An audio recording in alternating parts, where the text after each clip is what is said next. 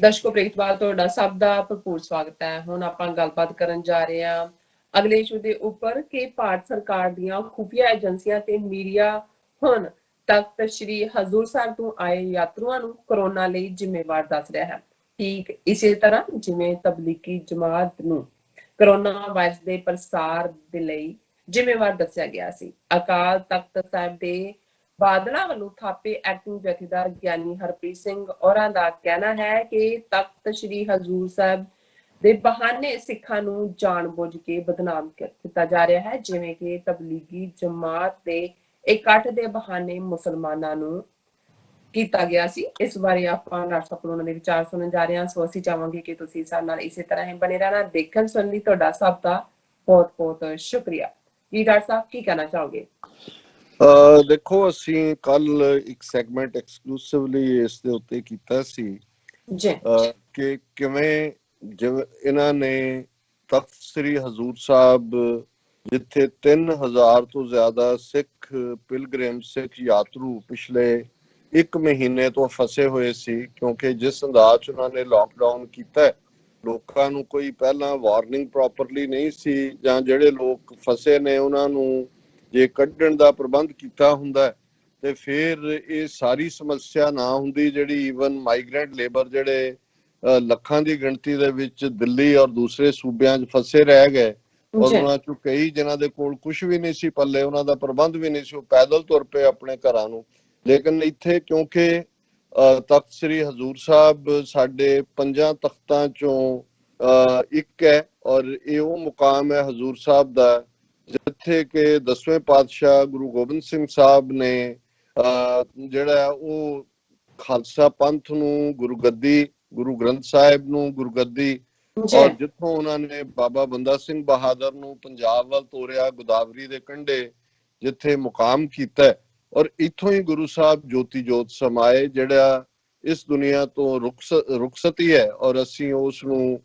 ਜਿਹੜਾ ਗੁਰੂ ਸਾਹਿਬ ਦੇ ਜ਼ਾਹਰਾ ਜ਼ਹੂਰ ਹਾਜ਼ਰਾ ਹਜ਼ੂਰ ਹੋਣ ਨੂੰ ਜਿਹੜਾ ਸਾਡਾ ਫੇਥ ਹੈ। ਔਰ ਇਹ ਇੱਕ ਹਰ ਸਿੱਖ ਦਾ, ਹਾਲਾਂਕਿ ਕਿਸੇ ਸਕ੍ਰਿਪਚਰ 'ਚ ਤਾਂ ਲਿਖਿਆ ਨਹੀਂ ਮਿਲਦਾ, ਪਰ ਜਿਵੇਂ ਹਰ ਮੁਸਲਮਾਨ ਲਈ ਤਾਂ ਇਹ ਲਾਜ਼ਮ ਹੈ ਕਿ ਉਹਨੇ ਜ਼ਿੰਦਗੀ 'ਚ ਇੱਕ ਵਾਰ ਮੱਕੇ ਦੇ ਹਜ ਲਈ ਜਾਣਾ, ਪਰ ਹਰ ਸਿੱਖ ਦੀ ਇਹ ਚਾਹਨਾ ਜ਼ਰੂਰ ਹੁੰਦੀ ਹੈ ਕਿ ਉਹ ਇੱਕ ਵਾਰ ਆਪਣੀ ਜ਼ਿੰਦਗੀ ਦੇ ਵਿੱਚ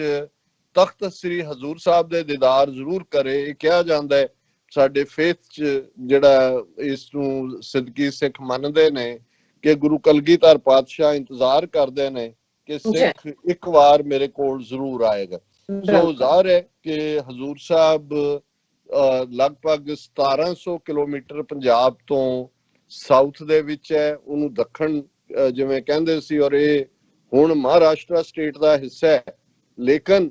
ਇਹ ਕਿਸੇ ਵੇਲੇ ਜਿਹੜਾ ਨਿਜ਼ਾਮ ਹੈਦਰਾਬਾਦ ਜਿਸ ਨੂੰ ਗਵਰਨ ਕਰਦੇ ਸੀ, ਰਿਆਸਤ ਹੈਦਰਾਬਾਦ ਦਾ ਹਿੱਸਾ ਸੀ, ਔਰ ਮਹਾਰਾਜਾ ਰਣਜੀਤ ਸਿੰਘ ਦੇ ਵੇਲੇ ਨਿਜ਼ਾਮ ਹੈਦਰਾਬਾਦ ਨੇ ਜਦੋਂ ਮਦਦ ਮੰਗੀ ਮਹਾਰਾਜਾ ਤੋਂ ਸਿੱਖ ਰਾਜ ਤੋਂ, ਕਿਉਂਕਿ ਉਹਦਾ ਬਹੁਤ ਵੱਡੀ ਟੈਰੀਟਰੀ ਸੀ, ਜਦੋਂ ਤੋੜੀ ਵੀ ਹੈ ਇਹਨਾਂ ਨੇ ਹੈਦਰਾਬਾਦ ਰਿਆਸਤ 1 ਲੱਖ ਮਾਈਲ ਤੋਂ ਜ਼ਿਆਦਾ ਵੱਡਾ ਏਰੀਆ ਸੀ ਉਹਦੇ ਚੋਂ। ਰਾਜ ਦੀਆਂ ਇਹ 3-4 ਸਟੇਟਾਂ ਆਂਧਰਾ, ਤੇਲੰਗਾਨਾ, ਮਹਾਰਾਸ਼ਟਰ, ਕਰਨਾਟਕਾ, ਇਹਦਾ ਬਹੁਤ ਵੱਡਾ ਹਿੱਸਾ ਹੈਦਰਾਬਾਦ ਰਿਆਸਤ ਦਾ ਹਿੱਸਾ ਸੀ। ਤੋਂ ਉਸ ਦੇ ਇੱਕ ਨਿਜ਼ਾਮ ਦੇ ਪ੍ਰਾਈਮ ਮਿਨਿਸਟਰ ਨੇ, ਚੰਦੂ ਰਾਮ ਉਹਦਾ ਨਾਂ ਆਉਂਦਾ, ਉਹ ਡੇਰਾ ਬਾਬਾ ਨਾਨਕ ਤੋਂ ਸੀ, ਔਰ ਉਹਨੇ ਉਹਨੂੰ ਕਿਉਂਕਿ ਬਹੁਤ ਸਾਰਾ ਰੈਵਨਿਊ ਕਲੈਕਟ ਨਹੀਂ ਸੀ ਹੋ ਰਿਹਾ, ਔਰ ਉਹਨੇ ਨਿਜ਼ਾਮ ਨੇ ਪਹਿਲਾਂ ਕੁਝ ਅਰਬ ਸੋਲਜਰ ਵੀ ਰੱਖੇ, ਫਿਰ ਕੋਈ ਤੁਰਕ ਵੀ ਰੱਖੇ, ਫਿਰ ਕੋਈ ਹੋਰ ਵੀ, ਲੇਕਿਨ ਉਹ ਜਿਹੜੇ ਨੇ ਲੋਕ ਉਹਨਾਂ ਦੇ ਬਾਗੀ ਜਿਹੜੇ ਕੋਈ ਵੱਡੇ ਫਿਊਡਲ ਸੀ ਉਹ ਆਪਣਾ ਅਦਾ ਨਹੀਂ ਸੀ ਕਰਦੇ। ਤੇ ਪ੍ਰਾਈਮ ਮਿਨਿਸਟਰ ਨੇ ਕਿਹਾ ਵੀ ਇਸ ਤਰ੍ਹਾਂ ਸਿੱਖਾਂ ਦੀ ਹਕੂਮਤ ਹੈ ਉੱਥੇ ਔਰ ਸਿੱਖ ਬੜੇ ਟਫ ਨੇ, ਜੇ ਤੁਸੀਂ ਉਹਨਾਂ ਤੱਕ ਪਹੁੰਚ ਕਰੋ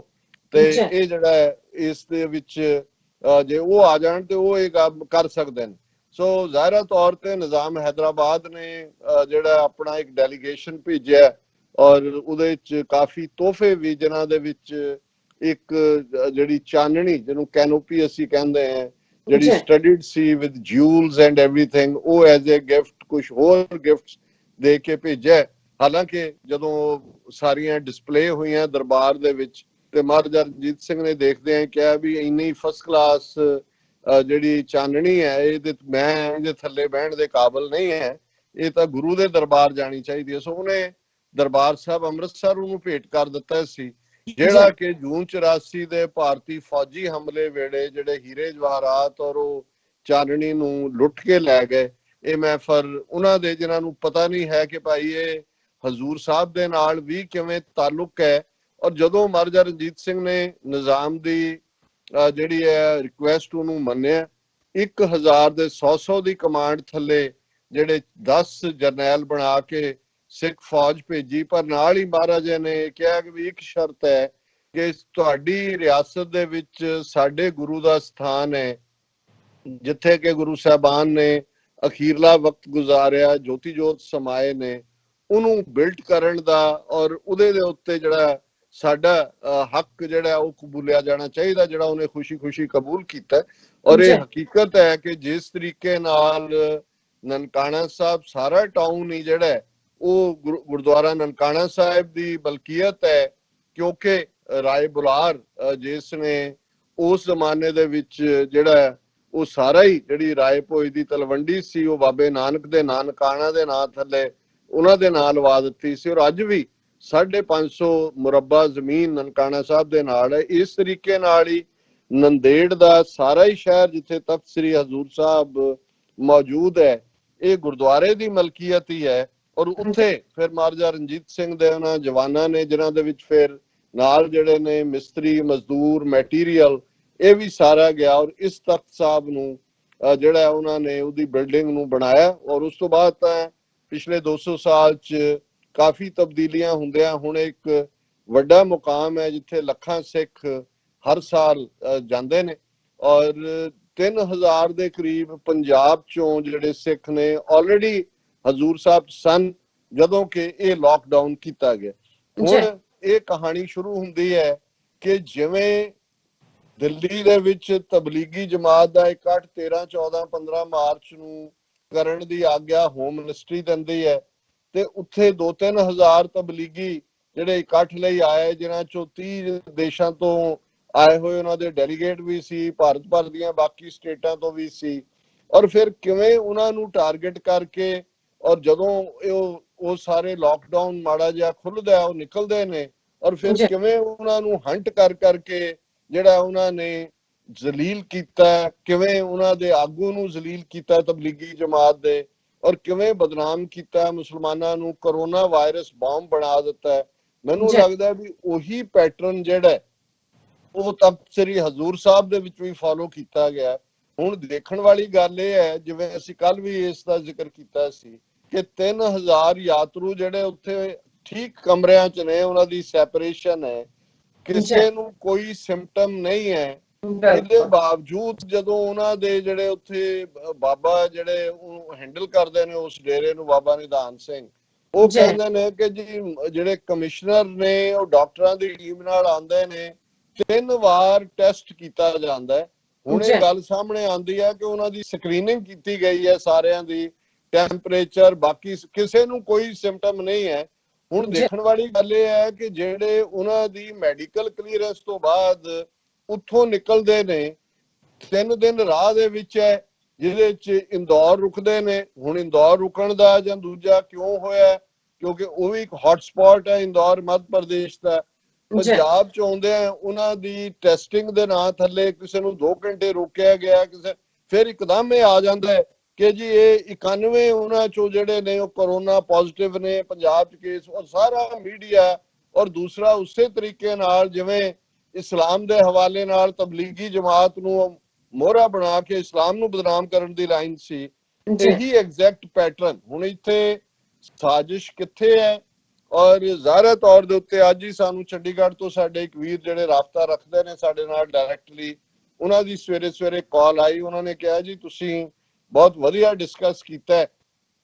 ਪਰ ਇਸ ਪਾਰਟ ਨੂੰ ਵੀ ਲਓ ਕਿ ਭਾਈ ਉਸੇ ਹੀ ਮਹਾਰਾਸ਼ਟਰ ਦੇ ਬਾਂਦਰਾ ਸਟੇਸ਼ਨ ਦੇ ਉੱਤੇ ਜਦੋਂ ਇਹ ਕਿਹਾ ਜਾਂਦਾ ਹੈ ਕਿ ਜੀ ਖੁੱਲ ਰਿਹਾ ਲਾਕਡਾਊਨ, ਲੱਖ ਤੋਂ ਜ਼ਿਆਦਾ ਜਿਹੜਾ ਹੈ ਉਹ ਯੂਪੀ ਬਿਹਾਰ ਦੇ ਲੇਬਰ ਇਕੱਠੀ ਹੁੰਦੀ ਹੈ, ਔਰ ਉਹ ਸਾਰਿਆਂ ਚੋਂ ਕਿਸੇ ਨੇ ਨਹੀਂ ਆਇਆ ਕਿ ਜੀ ਕੋਰੋਨਾ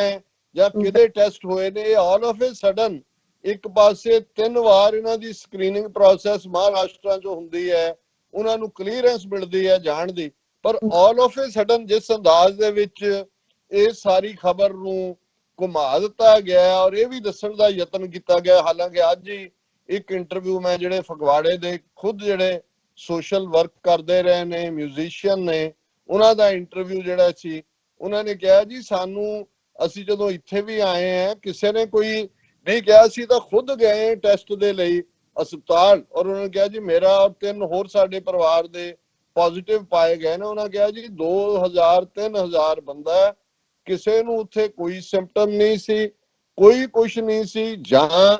ਇਹ ਜਾਣ ਕੇ ਪੋਜ਼ਿਟਿਵ ਬਣਾ ਰਹੇ ਨੇ, ਜਾਂ ਜਿਹੜੇ ਉੱਥੇ ਟੈਸਟ ਸੀ ਉਹਨਾਂ ਦੇ ਸਕਰੀਨਿੰਗ ਦੇ ਨਾਂ ਥੱਲੇ ਉਹ ਫੇਕ ਸੀ। ਔਰ ਇਹਦੇ ਚ ਕੋਈ ਜਿਹੜਾ ਦੋ ਰਾਵਾਂ ਨਹੀਂ ਨੇ ਕਿ ਇੱਕ ਪੈਟਰਨ ਬਣਾ ਦਿੱਤਾ ਗਿਆ, ਜਿਵੇਂ ਤਬਲੀਗੀ ਜਮਾਤ ਦੇ ਹਵਾਲੇ ਨਾਲ ਮੁਸਲਮਾਨ ਟਾਰਗੇਟਡ ਸੀ, ਇਵੇਂ ਸਿੱਖ ਟਾਰਗੇਟਡ ਨੇ। ਔਰ ਇਹ ਗੱਲ ਮੈਂ ਨਹੀਂ ਕਹਿ ਰਿਹਾ, ਹਾਲਾਂ ਅਸੀਂ ਸਮਝਦੇ ਹਾਂ ਕਿ ਬਾਦਲ ਕੇ ਜਿਹੜੇ ਨੇ, ਜ਼ਾਹਰ ਹੈ ਹਰਸਿਮਰਤ ਕੌਰ ਦਿੱਲੀ ਮੋਦੀ ਸਰਕਾਰ ਦੀ ਵਜ਼ੀਰ ਹੈ, ਔਰ ਉਹਦਾ ਘਰ ਵਾਲਾ ਸੁਖਬੀਰ ਬਾਦਲ ਜਿਹੜਾ ਉਹ ਅਕਾਲੀ ਦਲ ਦਾ ਪ੍ਰਧਾਨ ਹੈ। ਹੁਣ ਪਹਿਲਾਂ ਤਾਂ ਕ੍ਰੈਡਿਟ ਲੈਣ ਦੀ ਦੌੜ ਸੀ, ਜਦੋਂ ਕਿ ਜੀ ਦੇਖੋ ਅਸੀਂ ਅਮਿਤ ਸ਼ਾਹ ਨੂੰ ਕਿਹਾ, ਕਲੀਅਰੈਂਸ ਮਿਲ ਗਈ, ਅਸੀਂ ਪ੍ਰਬੰਧ ਕਰਤਾ, ਅਮਰਿੰਦਰ ਆਪਣਾ ਕ੍ਰੈਡਿਟ ਕਰ ਰਿਹਾ ਸੀ ਜੀ, ਪੰਜਾਬ ਸਰਕਾਰ ਨੇ ਕੀਤਾ ਹੈ, ਹਜ਼ੂਰ ਸਾਹਿਬ ਦੀ ਮੈਨੇਜਮੈਂਟ ਆਪਣਾ ਰੌਲਾ ਪਾ। ਹਾਲਾਂ ਹੁਣ ਸਾਹਮਣੇ ਆ ਰਿਹਾ ਵੀ ਇਹਨਾਂ ਸਾਰਿਆਂ ਦਾ ਕੋਈ ਵੀ ਰੋਲ ਨਹੀਂ ਸੀ, ਔਰ ਈਵਨ ਪੈਸੇ ਵੀ ਕਈਆਂ ਨੇ ਉੱਥੋਂ ਜਿਹੜੇ ਉਹ ਫਗਵਾੜੇ ਦੇ ਮਿਊਜ਼ੀਸ਼ੀਅਨ ਨੇ, ਉਹ ਕਹਿੰਦੇ ਜੀ 3 ਵਾਰ ਅਸੀਂ ਜਿਹੜੀਆਂ ਨੇ ਉਹ ਟਿਕਟਾਂ ਬੁੱਕ ਕਰਾਈਆਂ ਨੇ, ਜਿਨ੍ਹਾਂ ਦੇ ਪੈਸੇ ਵੀ ਸਾਨੂੰ ਅਜੇ ਰਿਫੰਡ ਨਹੀਂ ਕੀਤੇ। ਲੇਕਿਨ ਹੁਣ ਦੇਖਣ ਵਾਲੀ ਗੱਲ ਇਹ ਹੈ ਕਿ ਜਦੋਂ ਤਬਲੀਗੀ ਜਮਾਤ ਦੇ ਹਵਾਲੇ ਨਾਲ ਆਲਰੇਡੀ ਗੱਲ ਹੋ ਰਹੀ ਸੀ, ਉਹ ਹਰਸਿਮਰਤ ਬਾਦਲ ਹੋਏ, ਕੈਪਟਨ ਅਮਰਿੰਦਰ ਹੋਏ, ਜਿਹੜੇ ਸਿੱਖਾਂ ਦੇ ਘਰ ਜੰਮੇ ਹੋਏ ਨੇ ਘੱਟੋ ਘੱਟ, ਇਹਨਾਂ ਨੂੰ ਇੰਨਾ ਕੁ ਤਾਂ ਇਹ ਚਾਹੀਦਾ ਸੀ ਕਿ ਇਸ ਗੱਲ ਨੂੰ ਯਕੀਨੀ ਬਣਾਉਂਦੇ ਕਿ ਭਾਈ ਜਾਂ ਤਾਂ ਇਹਨਾਂ ਦੇ ਡਾਕਟਰਾਂ ਦੀ ਟੀਮ ਉੱਥੇ ਜਾ ਕੇ ਟੈਸਟ ਕਰਦੀ, ਜਾਂ ਪੰਜਾਬ ਚ ਉਹਨਾਂ ਦੇ ਆਉਣ ਤੋਂ ਪਹਿਲਾਂ, ਜਦੋਂ ਕਿ ਕਿੰਨੇ ਮਹੀਨਿਆਂ ਦਾ ਜਿਹੜਾ ਹਫ਼ਤਿਆਂ ਦੀ ਚਰਚਾ ਚੱਲ ਰਹੀ ਆਣਾ ਹੈ, ਉਹਨਾਂ ਦੀਆਂ ਬੱਸਿਸ ਆਈਆਂ, ਤੁਸੀਂ ਪ੍ਰੋਪਰ ਉਹਨਾਂ ਨੂੰ ਨਾ ਆਂਦਿਆਂ ਟ੍ਰੀਟ ਕੀਤਾ, ਨਾ ਪ੍ਰੋਪਰ ਟੈਸਟਿੰਗ ਕੀਤੀ ਹੈ, ਕੁਆਰੰਟਾਈਨ ਕਰਨ ਦੇ ਲਈ ਜੇ ਰਾਧਾ ਸਵਾਮੀਆਂ ਦੇ ਡੇਰੇ ਭੇਜ ਦਿੱਤੇ ਨੇ। ਔਰ ਇਹ ਜਥੇਦਾਰ ਵੀ ਕਹਿ ਰਿਹਾ, ਸ਼੍ਰੋਮਣੀ ਕਮੇਟੀ ਵੀ ਕਹਿ ਰਹੀ ਜੀ ਸਾਡੇ ਨਾਲ ਰਾਬਤਾ ਹੀ ਨਹੀਂ ਕੀਤਾ ਕਿਸੇ ਨੇ, ਕਿ ਭਾਈ ਹੁਣ ਤੁਹਾਡੇ ਨਾਲ ਰਾਬਤਾ ਕਿਹਨੇ ਕਰਨਾ, ਤੁਸੀਂ ਤਾਂ ਕ੍ਰੈਡਿਟ ਲੈ ਰਹੇ ਹੋਗੇ ਅਮਿਤ ਸ਼ਾਹ ਦੇ ਕਹਿਣ ਤੇ ਸਾਡੇ ਆ ਗਏ, ਉਹ ਸਿੱਖ ਨੇ ਪੰਜਾਬ ਦੇ, ਗੁਰੂ ਦੇ ਦਰਬਾਰ 'ਚ ਗਏ ਨੇ, ਇਹ ਤੁਹਾਡਾ ਫਰਜ਼ ਸੀ ਕਿ ਤੁਸੀਂ ਯਕੀਨੀ ਬਣਾਉਂਦੇ ਕਿ ਆਉਂਦਿਆਂ ਉਹਨਾਂ ਨੂੰ ਉਹ 3-4 ਦਿਨ ਦੇ ਦਿਨ ਰਾਤ 'ਚ ਆ ਕੇ ਪਹੁੰਚਦੇ ਨੇ ਕਿ ਉਹ ਕਿਸ ਹਾਲਤ 'ਚ ਨੇ, ਉਹਨਾਂ ਨੂੰ ਰਾਧਾ ਸਵਾਮੀਆਂ ਦੇ ਡੇਰੇ 'ਚ ਧੱਕ ਦਿੱਤਾ ਜਾਂਦਾ ਹੈ। ਔਰ ਹੁਣ ਉਹਨਾਂ ਨੂੰ ਪਿੰਡਾਂ ਦੇ ਵਿੱਚ ਵੀ, ਕਿਉਂਕਿ ਇਹਨਾਂ 'ਚ ਜਿਹੜੇ ਯਾਤਰੂ ਨੇ ਜਲੰਧਰੋਂ ਵੀ ਨੇ, ਫਿਰੋਜ਼ਪੁਰੋਂ ਵੀ ਨੇ, ਲੁਧਿਆਣਿਓਂ ਵੀ ਨੇ, ਅੰਮ੍ਰਿਤਸਰੋਂ ਵੀ ਨੇ, ਜਲੰਧਰੋਂ ਵੀ ਨੇ, ਔਰ ਉਹ ਸਾਰੇ ਹੀ ਪੰਜਾਬ ਦੇ ਵਿੱਚ ਇੱਕਦਮ ਇਹ ਕਹਿ ਕੇ ਜੀ ਉਹਨਾਂ ਦੇ ਜਿਹੜੇ ਕੇਸ ਨੇ ਕਰੋਨਾ ਦੇ ਦੁੱਗਣੇ ਹੋ ਗਏ, ਤਿਗਣੇ ਹੋ ਗਏ। ਕਿਉਂਕਿ ਜੇ ਤੁਸੀਂ 3000 ਚੋਂ 3500 3500 ਲਿਆਂਦੇ ਗਏ ਨੇ ਪੰਜਾਬ, ਕੁਝ ਰਾਜਸਥਾਨ ਦੇ ਕੋਟੇ ਤੋਂ ਆਏ ਜਿਹੜੇ ਸਟੂਡੈਂਟ, ਜਦ ਉਹਨਾਂ ਨੂੰ ਵੀ ਜਿਹੜਾ ਪ੍ਰੋਪਰਲੀ ਟੈਸਟਿੰਗ ਨਹੀਂ ਹੈ। ਔਰ ਇਹ ਕਿਵੇਂ ਟਾਰਗੇਟ ਕੀਤਾ ਗਿਆ ਇਸ ਸਾਰੇ ਦੇ ਨਾਲ ਸਿੱਖਾਂ ਨੂੰ। ਈਵਨ ਬਾਦਲਾਂ ਦੇ ਥਾਪੇ ਹੋਏ ਜਿਹੜੇ ਜਥੇਦਾਰ ਹਰਪ੍ਰੀਤ ਸਿੰਘ ਨੇ, ਉਹਨਾਂ ਦਾ ਬਿਆਨ ਹੈ ਐਗਜ਼ੈਕਟਲੀ, ਜਿਹਦੇ ਚ ਉਹਨਾਂ ਨੇ ਕਿਹਾ there is a conspiracy to malign the Sikhs just as the Muslims were after the